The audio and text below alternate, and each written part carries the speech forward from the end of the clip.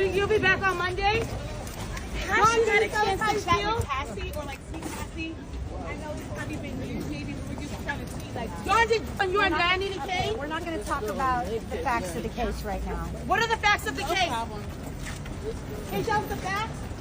Dawn, what have you been up to or any music dropping? I know you're an artist first before anything. Where did you get your clothes, Dawn? When it comes to this Diddy trial, man, it's confusing. Because 1 minute, it looks like, he's in position to walk. The next minute, it looks like he's in serious trouble. Now, we all just watched Cassie get on a stand, say some of the things that she said. We also saw her get contradicted on the stand with a lot of things that she said. We saw her husband get exposed. I mean, it's been very explosive the first 5 days of testimony, right? So now we in a new day, Monday, and you have the former member of Diddy Kane, Dawn Richards, on the stand, right? She's a former member of Diddy Kane and Dirty Money, right? So Dawn's on the stand, and she's basically testifying now, being a witness to what she saw Diddy do to Cassie, right? I mean, there's a lot of things that went on, right? Where she said her told her if she don't mind her business, listen, right, that she would be a richer set of combs. I was shocked, but also scared. I couldn't believe this would be the beginning of a journey for us with the group Dirty Money, right? The 41-year-old also recounted her memories of Combs, who has pleaded not guilty to the charges against him, allegedly being violent with Ventura. Frequently, he would in the mouth.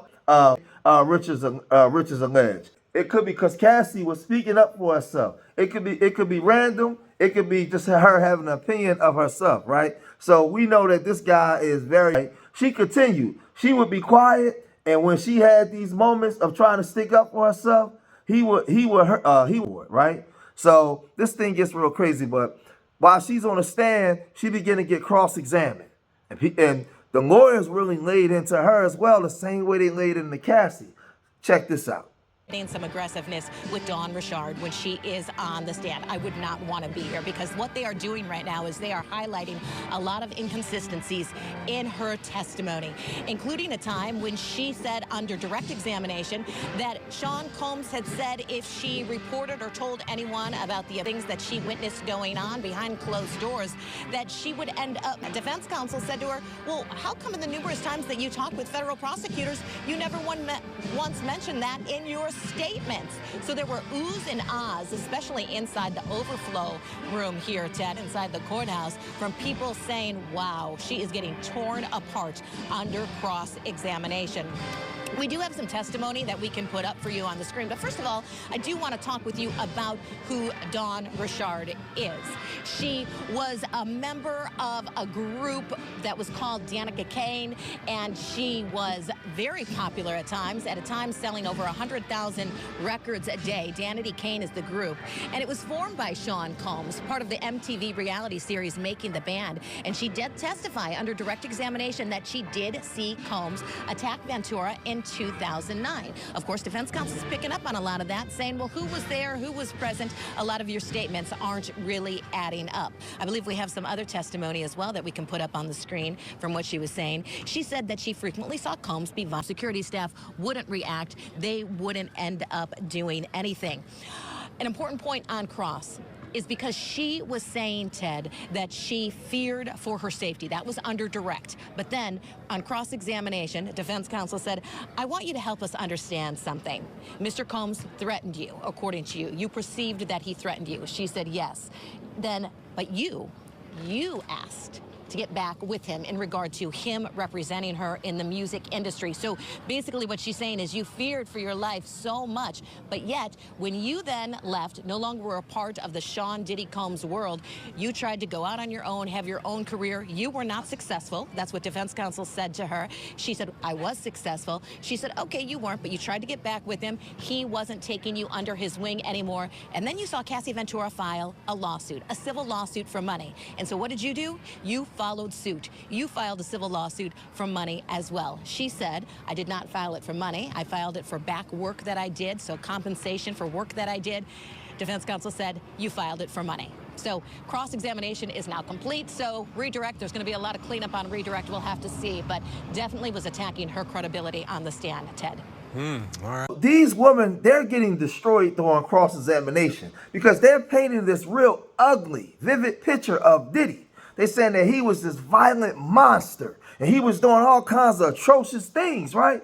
But then during cross-examination, they was going back to Diddy. They was going back to him, and she was exposed because they were saying that you wasn't successful when you tried to go out and do it on your own, so you tried to come back to Diddy. She said, well, I was successful. Then they asked her, why did you come back? And I wonder if Diddy was clapping them cheeks too, right?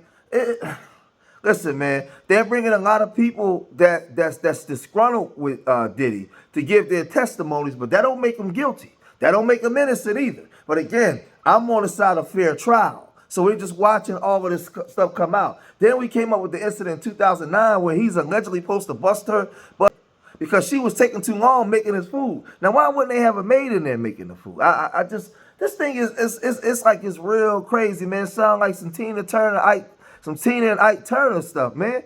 But there was another reporter also reporting on, Dawn Richards' demeanor while she was on a stand and whatnot. Check this out. A lot of people were just anticipating what would it look like once Dawn Richard got back on the stand. And let me tell you something, Jesse, when I saw her on the stand today, and even on Friday as well too, she appeared like she just didn't want to be there. You could tell that she was very uncomfortable, especially talking about her recollection of her time that she had worked with Diddy, her time after working with Diddy, especially during the cross-examination part. I thought that maybe she would get a little emotional because she just appeared maybe a little nervous, maybe a little intimidated, not necessarily sure, but she was very soft-spoken while she was on that stand today answering some of the questions. A lot of those questions obviously had to do with the egg frying incident. It had to do with why Dawn Richard even continued working with Diddy even afterwards, or even wanting to work with Diddy afterwards. And so a lot of the anticipation, or just the overall tone inside that courtroom, especially when it came to that cross-examination, it was kind of,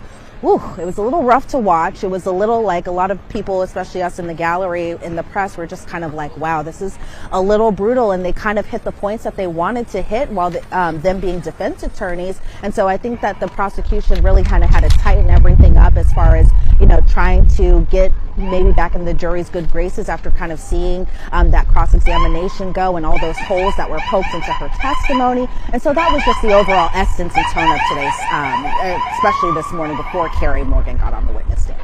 Prompted this type of violence as far as why Diddy would essentially visit her, and Dawn would say Cassie would just be speaking up for herself, or it would be something random that happened. Then there were moments where they had talked about who witnessed these visits, and Dawn Richard pointed out names such as Harve Pierre, who used to be the president of Bad Boy, Mia, who we expect to be testifying as well too. She had worked for Diddy. Capricorn Clark had worked for Diddy as well too, and then she named other names like D-Rock and Bonds, who both worked security for Diddy. So I can kind of see where the prosecution was kind of painting that or amping that up as far as how the staff is involved in all of that sort. As far as 2010, just the following year, she says she witnessed another incident where they were all at a festival together up in Central Park. They were about to bring out Diddy's Dirty Money group, and that right before this had happened, or actually, excuse me, I'm looking at the wrong incident. Sorry about that. But there was another incident in 2010 where they were having a dinner with a bunch of celebrities, and that Cassie and Diddy were kind of arguing a little bit secretly there. And Diddy, according to Dawn Richard there, she said that at that dinner, they had people like Harve Pierre, again, former president of Bad Boy, D-Rock, security, Kalina Harper, who used to work with Diddy's Dirty Money, Mia, who also worked with Diddy, and Bonds were all there during this dinner. And so then we kind of saw an exhibit photo of what Harve Pierre looked like. And so then there was another talk, and this is kind of where I bring up the Central Park incident, where there was an incident where Diddy had allegedly physically while they were getting ready for this festival, and that Cassie came into the bathroom, and that Kalina and Dawn kind of confided in her, or at least kind of helped her during this moment. They all kind of put on sunglasses and then just kind of carried on like usual. Meanwhile, For me, as of right now, based off the testimony that's been given under oath on the stand, if they wouldn't be able to find Diddy guilty, because all 12 jurors are not going to be unanimous. No, there's going to be somebody that's going to say that he's not guilty. There's going to be based off the testimony that's been given so far. There's going to be 1 or 2 people that's going to be like, nah, man, nah, you haven't proven your case. You may prove your case for abuse, but you haven't proven your case for SCX trafficking and all these different things because of the inconsistencies on the through cross-examination. And that's what I'm seeing. When it comes to Cassie, I'm confused. You know, you haven't convinced me that you were forced to do these things. You went back. You cheated on your husband. See, and I'm gonna tell you why I don't buy the coercion. Because if you say that she was coerced to do these things all this time, then whenever you have a case like this, and say if a woman is actually lying, all she got to do is lean on this, and then the guy's automatically guilty. You can't just that can't be just a definite. It can't be a definite. You got to judge it by the actions. She went back.